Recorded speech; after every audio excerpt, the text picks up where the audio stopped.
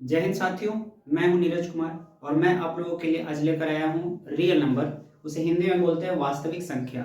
और इसको शुरू करने से पहले मैं सबसे पहले आपको बता दूं कि जो बच्चे क्लास 10th की तैयारी कर रहे हैं या फिर जिन भी बोर्ड में वो हैं क्लास 10th में और उनको अगर एग्ज़ाम देना है, तो मैं इस क्लास को एक सीरीज़ के तौर पे चलाऊंगा जिसका नाम होगा अंतिम डोज, है ना। तो बिल्कुल ये एकदम से रामबाण होगा वैसे बच्चों के लिए जो एग्ज़ाम देने जा रहे हैं या फिर जिनका प्रिपरेशन चल रहा है क्लास 10th में। तो सबसे पहले मैं बता दूं, है ना, कि इस टॉपिक के अंदर हम लोगों को क्या क्या पढ़ना है ना। तो चूँकि नाम है इसका वास्तविक संख्या और इसमें पढ़ना है हमें परिमेय संख्या, अपरिमेय संख्या, बहुत कुछ चीज़ें अभी इसमें हम एक्सप्लेन करेंगे धीरे धीरे। और ये सीरीज़ जो है आपको पर डे मिलता रहेगा। तो आइए हम लोग शुरू करते हैं इस वीडियो को और समझते हैं इस टॉपिक को, है ना। तो सबसे पहले हम आपको बताना चाहेंगे, चूंकि ये रियल नंबर है वास्तविक संख्या, तो इसमें सबसे पहले हमें पढ़ना है परिमेय संख्या और अपरिमेय संख्या। मैं बता दूं कि ये रियल नंबर होता क्या है, तो जरा ध्यान से समझेंगे। हाँ, एक चीज़ और, ये मेरा पहला वीडियो है ना, इस अंतिम डोज सीरीज का ये मेरा पहला पार्ट होगा और ये इस तरीके से लगातार आपको वीडियो मिलता रहेगा। तो आइए अब टॉपिक को हम समझते हैं। देखिए, रियल नंबर बोले तो वास्तविक संख्या होता क्या है ना, परिमेय संख्या और अपरिमेय संख्या के समुच्चय। अब एक टर्म आपको मिल रहा होगा, समुच्चय क्या होता है। समुच्चय दरअसल समूह को बोलते हैं। तो परिमेय संख्याओं का समूह ऐसा भी आप समझ सकते हैं, और अपरिमेय संख्याओं के समूह को के सम्मिलित रूप को क्या बोलते हैं, वास्तविक संख्या। कहने का मतलब यह है कि परिमेय संख्याओं का समुच्चय और अपरिमेय संख्याओं के समुच्चय के सम्मिलित रूप को वास्तविक संख्या बोलते हैं। तो उम्मीद करता हूं कि आपको ये चीजें अभी समझ आई होगी। अब देखिए, परिमेय संख्या में अब ये क्या होता है और इसमें कौन कौन सी संख्याएं होती है उसे भी हम समझेंगे। तो सबसे पहले देखिए समझते हैं परिमेय संख्या में, इसमें आता है प्राकृत संख्या।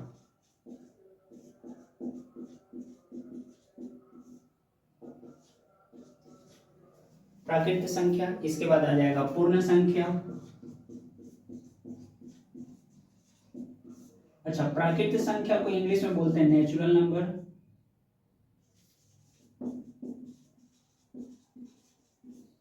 इसे बोलते हैं होल नंबर।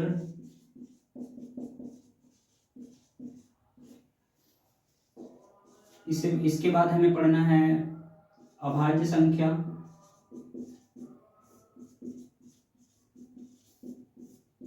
इंग्लिश में बोलते हैं प्राइम नंबर।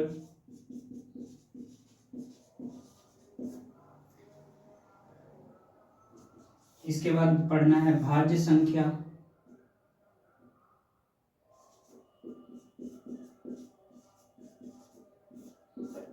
इसे इंग्लिश में बोलते हैं कंपोजिट नंबर।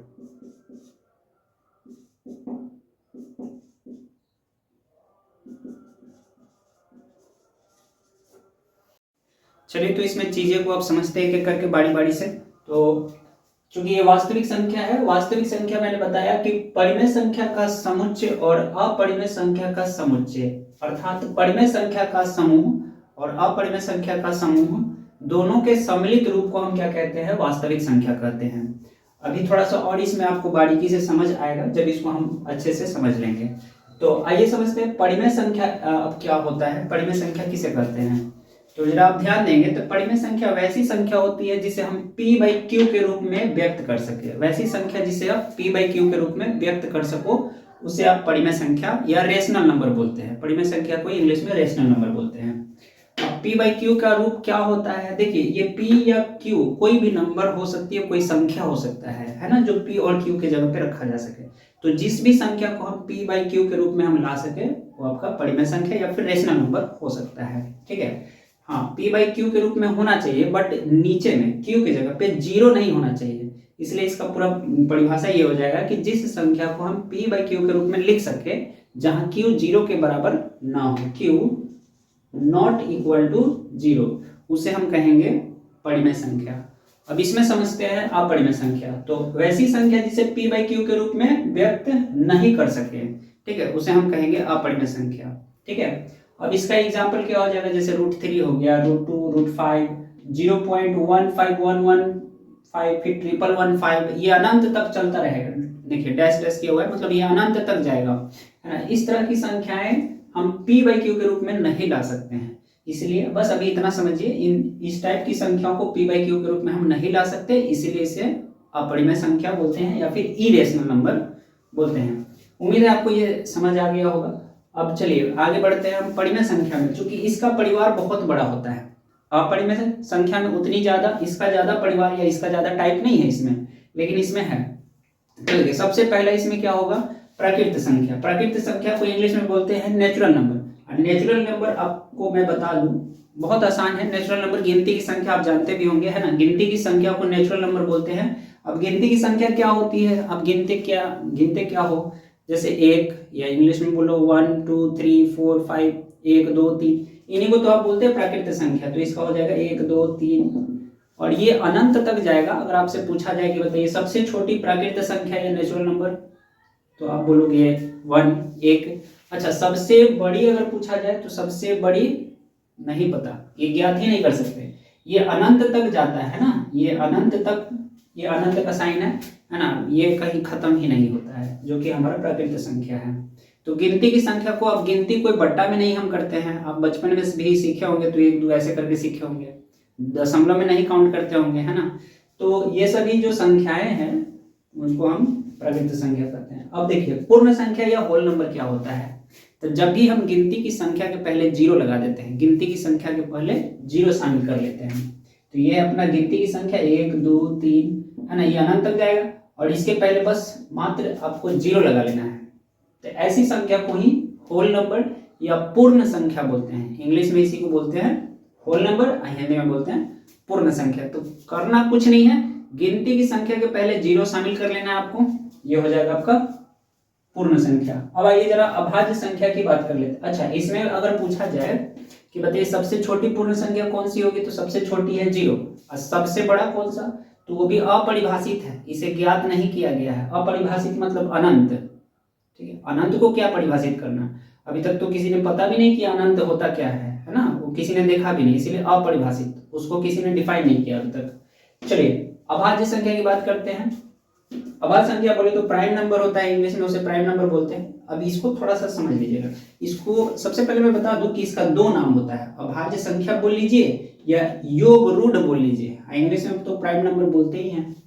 तो ध्यान से समझिएगा, होता क्या है कि वैसी संख्या जो सिर्फ एक से और अपने आप से भाग लगे, जो सिर्फ, मैं फिर से बता दूं, जो सिर्फ एक से और अपने आप से भाग लगे, वैसी संख्या को अभाज्य संख्या या प्राइम नंबर बोलते हैं।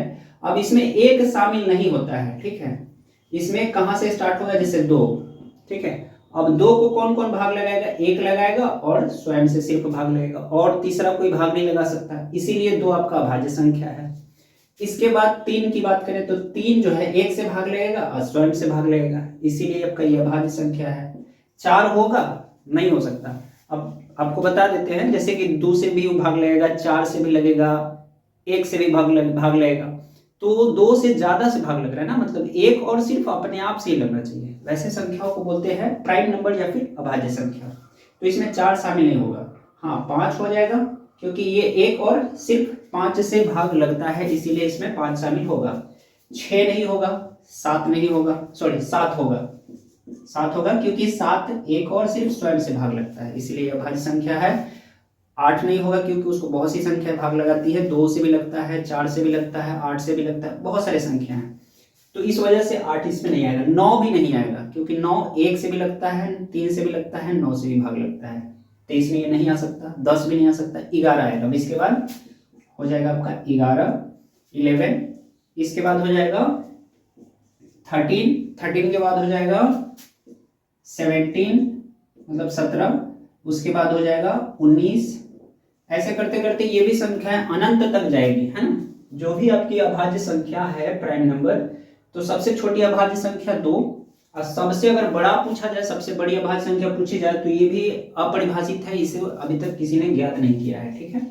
और आपको उम्मीद है समझ में आया होगा, अगर नहीं समझ में आया होगा तो आप कमेंट करके बताना मुझे, है ना, मैं फिर से कोशिश करूंगा कि आपकी समस्या को दूर कर पाऊँ। तो देखिए जो संख्या सिर्फ एक से और अपने आप से भाग लगे वैसी संख्या को ही हम बोलते हैं अभाज्य संख्या या फिर प्राइम नंबर। अब जरा भाज्य संख्या क्या होता है, हाँ इसके भी दो नाम हैं। इसके दो नाम क्या क्या है, भाज्य संख्या या यौगिक संख्या। इंग्लिश में बोलते हैं इसे कंपोजिट नंबर। अब जरा इसे समझते हैं ये होता क्या है। तो वैसी संख्या, ध्यान दीजिए, वैसी संख्या जो सिर्फ नहीं आएगा, वैसी संख्या जो एक और अपने आप के अलावा किसी अन्य से भी भाग लगे। जैसे मैं बता दूं, अगर सबसे पहले इसमें अगर रखा जाए, इसमें भी एक को शामिल नहीं किया जाता है, दो भी शामिल नहीं होगा, तीन भी नहीं होगा, हाँ ये चार से स्टार्ट हो जाएगा आपका। मैं बता दूं कि सबसे पहले चार को एक डिवाइड करता है, मतलब ये एक से भाग लग सकता है, दो से भी भाग लग सकता है और ये स्वयं से भी भाग लग सकता है। इसलिए मैंने इसमें बोला कि वैसी संख्या जो एक और स्वयं के अलावा किसी अन्य से भी भाग लगे, एक और स्वयं के अलावा किसी अन्य संख्या से भी भाग लगे, तो वैसी संख्या को ही हम बोलते हैं, वैसी संख्या को ही बोलते हैं भाज्य संख्या। अब ये पहली संख्या हो गई 4। इसको आगे जब बढ़ाएंगे तो आपको मिलेगा 6 के बाद फिर मिलेगा 8, 8 के बाद हो जाएगा 9, 10, हाँ 11, 11 नहीं आएगा क्योंकि 11 आपका भाज्य संख्या है। इसके बाद हो जाएगा 12, फिर 14, 15, 16, 17 इसमें है, 18, 19 इसमें है, फिर आ जाएगा 20, 21, 22, 23 इसमें नहीं आएगा, है ना, 24 आ जाएगा, 25 आ जाएगा, 26 भी आ जाएगा, 27 भी आ जाएगा, 28, ऐसे ही इसको भी आप अनंत तक लेके जा सकते हैं। तो ये सारी संख्याएं आप जो देख रहे हैं ये सब की सब क्या है, भाज्य संख्या है। और ये भाज्य संख्या इसलिए है क्योंकि एक और स्वयं के अलावा अन्य संख्याओं से भी ये विभाजित हो रहा है। विभाजित होने का मतलब शेष उसका 0 आना चाहिए। जब आप भाग करोगे तो शेष बिल्कुल 0 आ जाना चाहिए। वैसी संख्याओं को ही पूर्णतः विभाजित बोलते हैं ना। तो ये मतलब एक और स्वयं के अलावा किसी अन्य से भी भाग लग जाना चाहिए। तो ऐसी संख्या को बोलते हैं भाज्य संख्या या फिर कंपोजिट नंबर। उम्मीद करता हूँ कि आपको ये चीजें समझ आई होगी। अब इसमें एक दो और टर्म है जो आपको मैं समझा दूंगा, उसके बाद फिर इसके अंदर की बातों को बताऊंगा। अब एक चीज, हाँ थोड़ा सा आप यहाँ पे गौर करना, जितनी भी प्राकृतिक संख्या है 1, 2, 3, 4 जो भी है वो सब के सब पूर्ण संख्या में मौजूद हैं। तो आपसे पहला प्रश्न तो ये भी पूछा जा सकता है, क्या जितनी भी प्राकृतिक संख्या है क्या उन्हें हम पूर्ण संख्या बोल सकते हैं? बेशक वो ऐसा इसलिए बोल सकते हैं क्योंकि सभी प्राकृतिक संख्या पूर्ण संख्या में मौजूद हैं। लेकिन क्या सभी पूर्ण संख्याओं को हम प्राकृतिक संख्या बोल सकते हैं? नहीं बोल सकते। वो इसलिए क्योंकि इसमें 0 एक्स्ट्रा है इसके पास। तो सभी पूर्ण संख्या प्राकृतिक तो बन नहीं सकता, हाँ लेकिन सभी प्राकृतिक संख्या पूर्ण संख्या है। अब इन सभी को परिमेय से, जितनी भी संख्याएं मैंने लिखा बस इधर को छोड़ दीजिए आप, अपरिमेय संख्या वाला इस पार्ट को अगर आप छोड़ दें तो इधर बाकी जितनी भी संख्याएं आप देख रहे हैं ना सब के सब परिमेय संख्या है। और परिमेय संख्या में बोला मैंने कि जिसे p/q के रूप में व्यक्त कर सके। तो मन में डाउट ये भी रह जाता होगा कहीं ना कहीं कि p/q मतलब ऊपर में भी कुछ होना चाहिए, नीचे भी कुछ होना चाहिए, ऐसा रूप होना चाहिए, तभी तो हम उसे बोलेंगे परिमेय संख्या। जो कि वैसा कुछ आपको दिख नहीं रहा है तो हो सकता है ये डाउट बने। मैं बता दूं कि चाहे आप जानते भी होंगे कि किसी भी संख्या के नीचे आप 1 लिख सकते हैं। जैसे यहाँ पे अगर मैं लिख दूं, चलिए 5/1 लिख दूं, तो इस 1 का मतलब ये होता है ना कि 1 भाग लगा रहा है 5 को। तो ये कितने बार में लगा? 5 बार में लगा, तो कोई इफेक्ट तो पड़ा नहीं, आंसर हमारा 5 ही रहा, शेष चूंकि 0 और 5 बार में लगा तो आंसर इसका कितना आ रहा है? 5 ही। तो इस वजह से किसी भी संख्या के नीचे हम 1 रख सकते हैं, लिख सकते हैं। तो सभी के नीचे जब आप 1 लगा दोगे तो ये p/q के रूप में तो आ ही गया। इस वजह से इसे परिमेय संख्या कहते हैं। तो ये सभी परिमेय संख्याओं का समुच्चय और अपरिमेय संख्याओं के समुच्चय को सम्मिलित रूप को हम क्या बोलते हैं? वास्तविक संख्या। तो परिमेय संख्याओं के समुच्चय तथा अपरिमेय संख्याओं के समुच्चय के सम्मिलित रूप को वास्तविक संख्या बोलते हैं या कहते हैं। उम्मीद है आपको ये पूरा बात अब समझ में आ गया होगा। तो आइए देखते हैं आगे। अभी तक आपने जितना समझा, जितना सीखा, उससे रिलेटेड कुछ क्वेश्चन मैंने आपके लिए लाया है और इसमें देखते हैं आप कितना सही कर पाते हैं और कितना आप समझ पाए हैं। तो देखिए सबसे पहला चीज क्या है, और इससे आपको कुछ कॉन्सेप्ट भी और ज्यादा बिल्डअप हो जाएगा, तो इसको आप ध्यान से समझिए और सीखिए। कौन सी सबसे छोटी प्राकृतिक संख्या है? अब ये भी मैंने समझाया, सबसे प्राकृतिक संख्या क्या होता है? गिनती की संख्या होता है, और उसमें सबसे छोटी प्राकृतिक संख्या पूछा, तो जाहिर है सबसे छोटी आपका हो जाएगा प्राकृतिक संख्या कौन? 1। क्योंकि गिनती हम लोग माइनस में नहीं करते, गिनती हम लोग 0 से भी स्टार्ट नहीं करते हैं। हाँ गिनती की संख्या में 2 आता है लेकिन उससे पहले 1 आता है, इसलिए सबसे छोटा प्राकृत संख्या 1 है। अच्छा आगे समझिएगा, दो परिमेय संख्याओं के बीच कितनी परिमेय संख्या होती है? दो परिमेय संख्याओं के बीच कितनी परिमेय संख्या होती है? ये बहुत ही इंपॉर्टेंट क्वेश्चन है और ऐसा क्वेश्चन आ भी चुका है बोर्ड एग्जाम में, इसलिए इसे ध्यान से आप समझिए। देखिए कोई भी दो संख्याओं के बीच ना आप जब संख्या निकालेंगे तो अनंत संख्या निकलेगी। तो इसमें बहुत सारा क्वेश्चन आपको मिलेगा देखने के लिए। देखिए दो परिमेय संख्याओं के बीच कितनी परिमेय संख्या होती है, चाहे वो कोई भी दो परिमेय संख्या हो, अगर उसके बीच अगर आप संख्या निकालेंगे तो उसके बीच कितनी संख्या निकलेगी? तो हमेशा इसका जवाब होगा अनंत संख्याएं होती है। अच्छा आगे समझिए, दो अपरिमेय संख्याओं के बीच कितनी परिमेय संख्या होती है? दो अपरिमेय संख्याओं के बीच कितनी परिमेय संख्या? दोनों ही संख्याएं अपरिमेय है और उनके बीच अगर परिमेय पूछेगा ना तो भी आप बहुत से परिमेय संख्या निकाल सकते हो और इसका भी जवाब क्या होगा? अनंत हो जाएगा। दो अपरिमेय संख्याओं के बीच कितनी परिमेय संख्या? अगर दोनों संख्या परिमेय भी होता तो भी उनके बीच अनंत संख्या निकलेगी। दोनों संख्याएं परिमेय भी निकल सकती है, दो संख्याएं अनंत संख्याएं अपरिमेय भी निकल सकती है। इसलिए दो संख्याओं के बीच अनंत परिमेय संख्या भी, अनंत अपरिमेय संख्या भी है। ऐसे प्रश्न के लिए हमेशा अनंत। आइए, एक परिमेय और एक अपरिमेय संख्या के बीच कितनी संख्या होगी?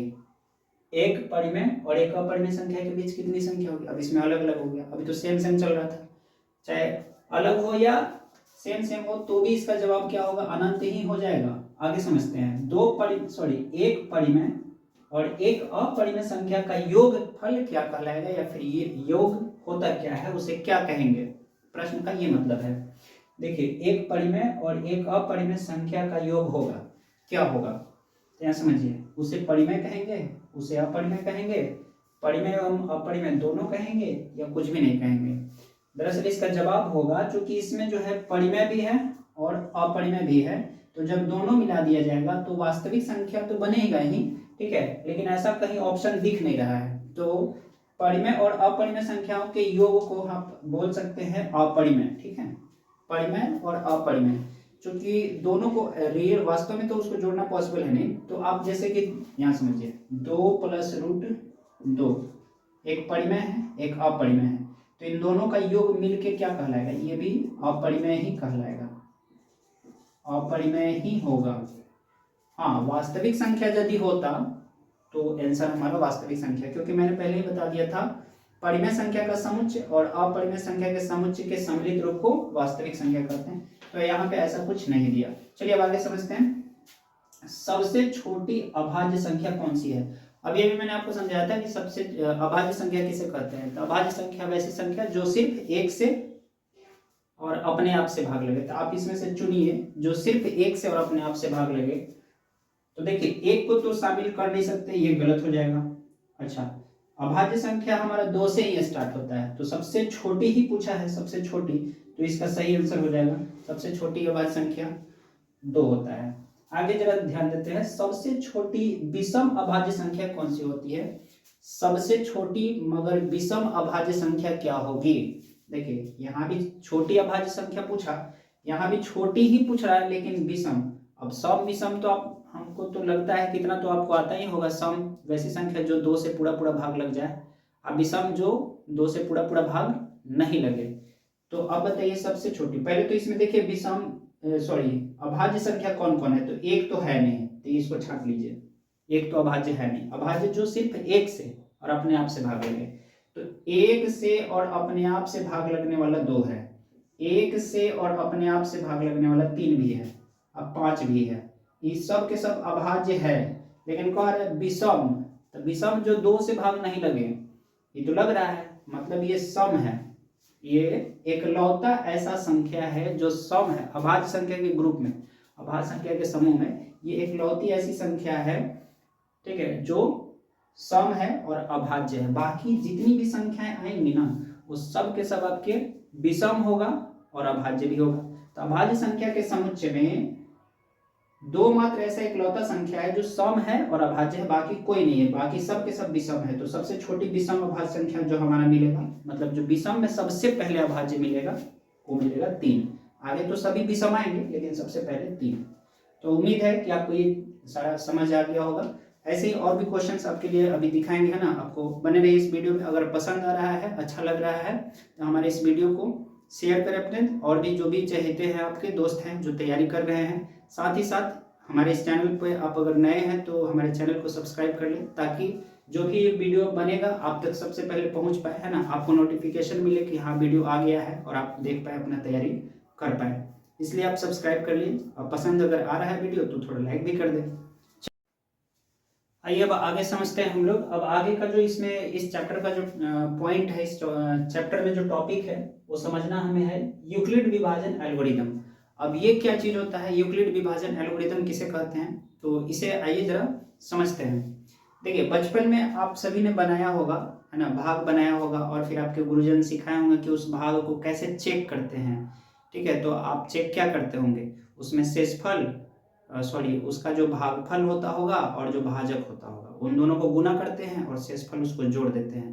तो जो बीच में जो भाज्य था ना, अगर उतना के बराबर आपका आंसर आ जाता था, इसका मतलब कि आपका बनाया हुआ आंसर सही होता था। तो वही मतलब सेम वही प्रोसेस है इस मेथड के अंदर, सेम उसी प्रोसेस को एक नाम दे दिया गया, है ना। एक मैथमेटिशियन थे यूक्लिड, उन्हीं के नाम पे उन्हीं का ये चीज़ था, है ना। अब बचपन में ये चीज़ हमें नाम नहीं बताया जाता है, डायरेक्ट हमें प्रोसेस सिखा दिया जाता है। तो आइए समझते हैं उस चीज़ को, है ना। देखिए, होता क्या है ना, जब आप भाग करते हैं तो जैसे यहाँ पे 5 है, आपको भाग लगाना है 2 से, ठीक है। तो 2 से आप भाग लगा दिए, ये 2 बार में भाग ले लिया। चलिए कुछ अलग लेते थे, सेम सेम हो जाए ना, कुछ अलग ले लेते हैं। यहाँ पे 7 है, चलिए 2 से आप भाग लगाते हैं तो 3 बार में 6, शेष बचा 1, ठीक है। तो अब इसे नाम देखिए, इसका नाम क्या क्या है, इसको बोलते हैं भाजक। जो भाग लगाता है उसे भाजक, जिसमें भाग लग रहा है, भाग इसमें लग रहा है तो ये हो गया भाज्य। अच्छा, जो हमारा आंसर आता है उसे बोलते हैं भागफल। और नीचे में जो बचा, बचने का अर्थ ये है शेष। अब समझिए, शेष या फिर शेषफल। अब इस मेथड में हुआ क्या था कि हमारा मेथड, अब जब आप बचपन में आप सीखे होंगे तो 7 को लाने के लिए भाजक और भागफल को गुना किया जाता था, मतलब 2 और 3 को गुना करके शेष को जोड़ दिया जाता था। तो फाइनली 2 तिया 6 और 1 7, मतलब इसके बराबर, भाज्य के बराबर ये हमारा आंसर आ जाता था। इससे हम समझते थे कि हमारा आंसर सही है। तो अब यूक्लिड विभाजन एल्गोरिथम में हुआ क्या कि इसी का एक नाम दे दिया गया। अब ये नाम इसी फार्मूला से बना। फार्मूला हमारा अगर बनेगा तो क्या बनेगा, भाजक गुने भागफल, और जोड़ रहे हैं शेष को तो यहाँ पे शेषफल।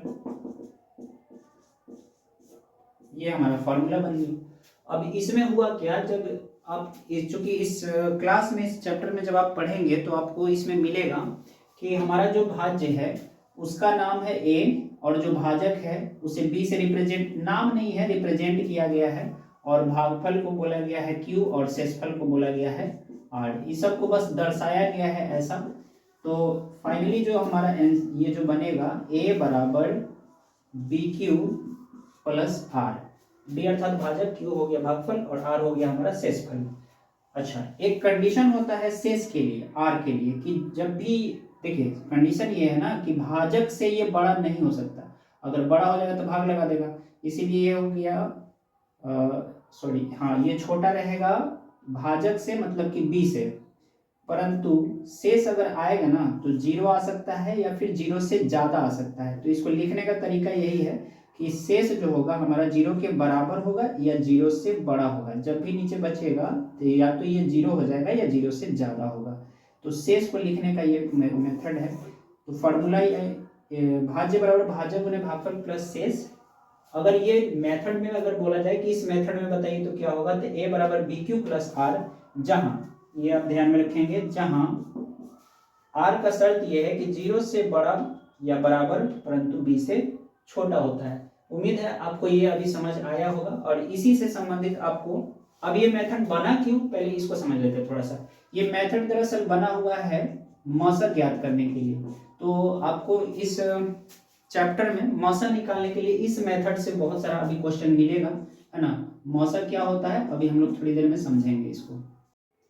तो आइए अब हम लोग देखते हैं ये यूक्लिड विभाजन एल्गोरिथम का प्रयोग कैसे करेंगे, और इसके प्रयोग से, इसके मदद से हम लोग मौसक कैसे निकालते हैं। तो मैंने इसमें कुछ सवाल लिए हैं, देखिए बारी बारी से हम एक एक सवाल को करके आपको बताते हैं। पहला सवाल ये है कि 24 और 42 का हमें बताना है मौसा या HCF। मौसा का फुल फॉर्म महत्तम समापवर्तक हो सकता है, हो जाएगा, और इंग्लिश चूंकि HCF है तो हाईएस्ट कॉमन फैक्टर बोलते हैं। ठीक है, तो आइए अब इसका हम कैसे निकालेंगे मौसा, उसको जरा समझते हैं। 24 से देखिए सबसे पहले जो इसमें छोटी संख्या होगी, और एक चीज और बता देते हैं, यूक्लिड विभाजन एल्गोरिदम चूंकि मौसा निकालने का इस्तेमाल करते हैं इस मेथड का, और ये हमेशा सिर्फ और सिर्फ दो संख्याओं पे ही लागू होगी, दो से ज्यादा संख्या कभी नहीं हो सकता इसमें। इसलिए इस बात का भी ध्यान रखेंगे कि यूक्लिड विभाजन एल्गोरिदम का प्रयोग जब मौसा निकालेंगे तो ये सिर्फ दो संख्याओं पे अप्लाई होगा, लागू होगा। अब आइए सबसे इसमें सबसे पहले जो छोटी संख्या होगी ना, अगर एक नंबर सवाल को बनाना है तो जो सबसे छोटी संख्या आपकी 24 है और इससे बड़ी वाली संख्या 42 है। तो छोटी संख्या से जब आप भाग लगाते हैं तो ये कितने बार में भाग लेगा, तो 24 दूनी 48, दो बार में ज्यादा हो जाता है, तो एक बार में ही आप इसे भाग लगाएंगे। 12 में से 4 गया 8, ये बच गया 3, 3 में से 2 गया 1, 18। फिर इसे घेर देते हैं, जो हमारा शेष होगा इसे घेर देते हैं, और जो भाजक था, जो भाग लगा रहा था, उसे यहाँ पे आप बुला लेंगे। अब जब 18 से भाग लगाएंगे तो दो बार में 36, ज्यादा हो जाएगा, एक बार में ही लगाना होगा इसे। तो जब 18 लगाते हैं, 14 में से 8 गया 6, और ये बच गया 1, 1 से 1 कैंसिल हो गया। अब 6 को फिर वापस घेरेंगे, और 24 को ना बुला के अब 18 को बुलाएंगे, क्योंकि उसका तो काम हो गया था, वो एक बार आ चुका है, तो अब 18 को बुलाएंगे। जब भी शेष बचेगा ना तो उसे घेरेंगे, और जो भाजक रहा था जो अभी अभी, उसको बुलाएंगे और भाग करेंगे। चलिए, तो 6 से भाग करेंगे तो 6 दिया 18, ये कितने बार, ये तो 3 बार में कट गया आपका। जैसे ही शेष 0 आ जाएगा तो मतलब ये आपका कंप्लीट हो गया। तो हमारा जो HCF होगा, जो अंतिम बार जो भाग लगाया वही हमारा HCF या मौसा हो जाएगा। तो अंतिम बार भाग लगाया 6, लेकिन बोला है कि इस मेथड में, आप बचपन में ये मेथड यूज किए होंगे, अब इस मेथड में इसको कैसे हम सजाएंगे, बस इसको सजा देना है, यूक्लिड विभाजन एल्गोरिदम हो जाएगा। तो मैंने अभी अभी आपको बताया यूक्लिड विभाजन एल्गोरिदम। देखिए एक नंबर सवाल के लिए एल्गोरिथम में क्या होता था, a is equal to B cube plus R, हमने यही सीखा यूक्लिड विभाजन एल्गोरिथम में। तो देखिए a बीच वाला को बोलते थे भाजक b होता था, और जो भागफल होता था q, और शेषफल को r बोलते थे हम लोग। अब एक बात समझिए, इसी के फॉर्मेट में इसे हमें सजाना है। तो 42 है जो a के जगह पे है, भाजक b है हमारा 24, और q जो आया है 1 आया है, शेष की बात करें तो ये है 18।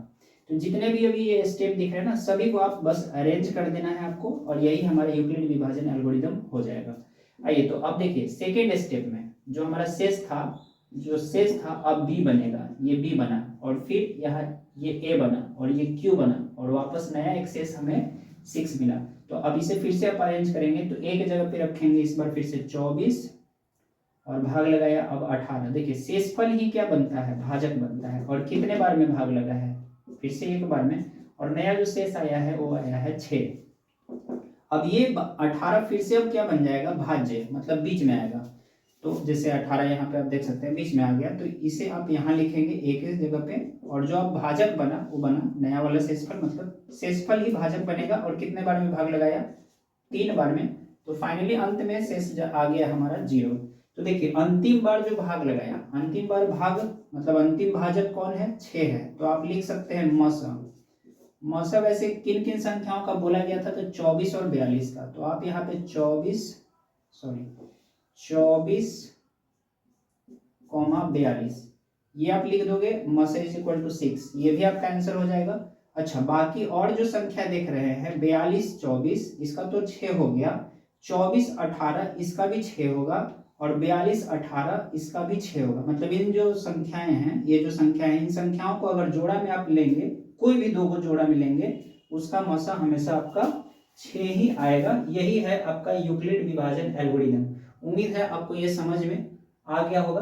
अब चूंकि हमारा अगला सवाल, अगला प्रश्न है, उसे भी हम करके आपको दिखा देते ताकि, तो आइए अब समझते हैं क्वेश्चन नंबर जो 2 है उसे कैसे करेंगे। तो देखिए इसमें जो छोटी संख्या है वो है 255, और इससे जो बड़ी संख्या है वो है 867। तो बड़ी संख्या हमेशा बीच में रखेंगे, और छोटी वाली से भाग लगाना स्टार्ट करेंगे।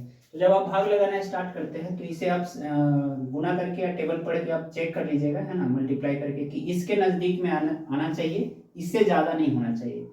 तो अगर 4 बार भी लगाते हैं तो ये ज़्यादा हो जाएगा, है ना। इसे 3 बार में लगाना सही रहेगा। तो 5 तिहाई 15, 5 तिहाई 15 एक 16 और 3 दूनी 6 एक 7। अब 7 में से 5 गया, शेष हमारा 2 है, 6 और 6 0 हो जाएगा, घटेगा तो 8 में से 7 गया 1। अब यहाँ 102 है, ये नया शेष है और यही शेष अब क्या हो जाएगा, भाजक बनेगा और फिर भाग लगाएगा 255 को।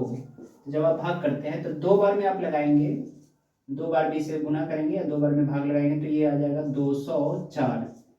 5 में से 4 गया, हमारा बचा 1, यहाँ 5 का 5 और 2 से 2 कट जाएगा। अब नया शेष 51 है तो ये भाजक बनेगा। अब 102 को बुलाएंगे और भाग लगाएंगे तो ये 2 बार में हमारा कट जाएगा 102। अब शेषफल हमारा हो गया 0। अब इसी सवाल को हमें यूक्लिड विभाजन एल्गोरिथम मतलब इस प्रोसेस में हमें इसको सजा देना है। तो ए के जगह पे ये, बी के जगह पे ये, क्यू ये हो जाएगा और आर हमारा शेष ये हो जाएगा। तो ए हो गया 867, भाजक हो गया 255 और क्यू हो जाता है 3 और शेषफल हमारा हो जाएगा 102।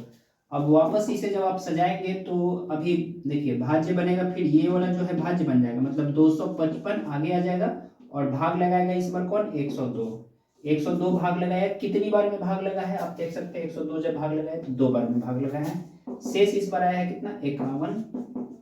फिर देखिए अब ये भाज्य बनेगा, 102 भाज्य बना और भाग लगाएगा कौन, 51 शेष।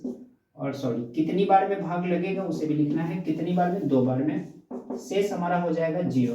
फाइनली यहाँ 0 आया। तो अब आप मसा आप लिख सकते हैं, जिन संख्याओं का निकालना है उसे ब्रैकेट में लिखकर 255, 867 इसका जो मसा होगा हमारा, देखिए अंतिम भाग 51 लगाया है इसीलिए 51 हमारा हो जाएगा मसा।